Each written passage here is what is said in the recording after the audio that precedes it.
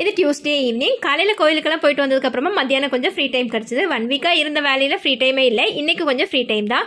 Evening போல் குழந்தைங்க வந்ததுக்கப்புறமா அவங்களுக்கு கொஞ்சம் பால் எல்லாம் எடுத்து கொடுத்துட்டேன். நம்ம வீட்டில் தான் டீ வைக்கிற பழக்கமே இல்லையே, அதனால கொஞ்சம் என்னைக்காச்சும் தோணுச்சுன்னா கொஞ்சம் பால் எடுத்து நானும் குடிச்சுக்குவேன்.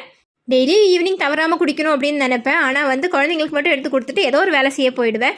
நம்ம ஹெல்த்தை நம்ம பார்த்துக்கணும்னு சொல்லி என்றைக்கு கான்ஷியஸாக இருக்கேனோ அன்றைக்கி அதெல்லாம் செஞ்சிடறது. நீங்களும் இப்படி தானே சொல்லிட்டு கமெண்ட் பண்ணுங்கள். நம்ம வீட்டில் இந்த அடுப்பு 9 இயர்ஸாக நான் யூஸ் பண்ணுறேன். கேஸ் சிலிண்டர் எடுத்தப்போ கனெக்ஷனோட கிடச்சது தான் இந்த அடுப்பு. இது எந்த கம்ப்ளைண்ட்டும் இல்லாமல் இப்போ வரைக்கும் ஓடுது. லைட்டாக ஒரு நாள் அடைச்சிருந்தது, மாற்றலாமா புதுசு வாங்கலாமான்னு ஒரு ஐடியா இருந்தது.